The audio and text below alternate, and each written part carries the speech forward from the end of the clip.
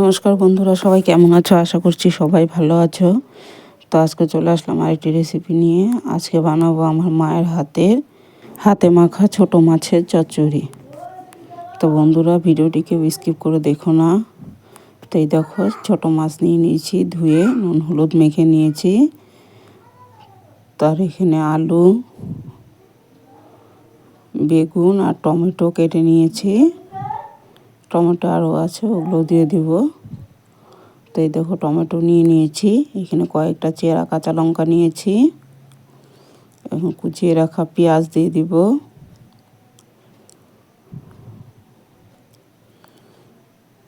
তো এই দেখো, কুচিয়ে রাখা পেঁয়াজটাও দিয়ে দিলাম। দিয়ে এখন আমি মাছগুলো দিয়ে দিব।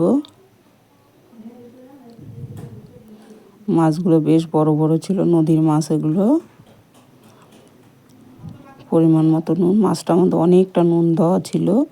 আর একটা সবজি রান্না করেছি, ওটা তো নুন বেশি হয়েছিল, সেজন্য আমি এটাতে তুলে রেখেছিলাম। এর জন্য আমি নুনটা এখানে কম করে দিলাম, তোমরা তোমাদের পরিমাণ মতো দিয়ে দিও।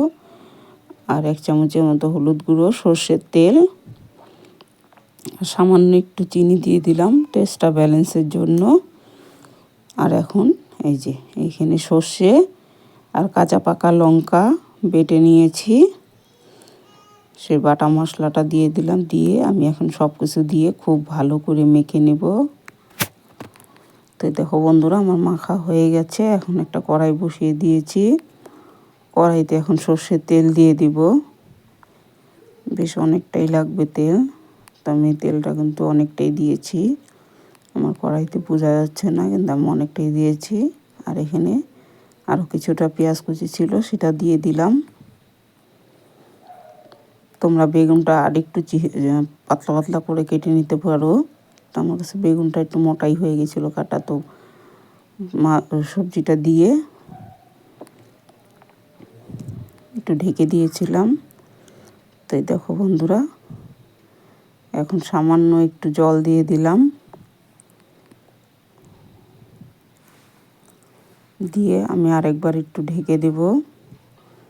তো ঢাকনাটা উঠিয়ে দেখো, চারিদিকটা একটু ছাড়িয়ে ছাড়িয়ে নেব।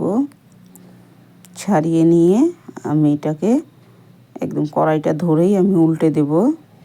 তো এই দেখো বন্ধুরা, আমি উল্টে দিয়েছি, পেছনটা একটু লালচে লালচে ভাব হয়েছে, একটু পোড়া পোড়া টাইপ হয়েছে। এই চচ্চড়িটার এই পোড়া পোড়া ভাবটাই খেতে ভীষণ ভালো লাগে, সেন্টটা। তো তোমরাও একবার এইভাবে বানিয়ে খেয়ে দেখো কড়াইতে। তো আমি 2 দিকে এরকম লাল লাল করে করে নিয়েছিলাম। তো দেখো বন্ধুরা, ভিডিওটি যদি ভালো লাগে তাহলে অবশ্যই একটি লাইক করো, কমেন্ট করো। সবাই ভালো থেকো, সুস্থ থেকো, ধন্যবাদ।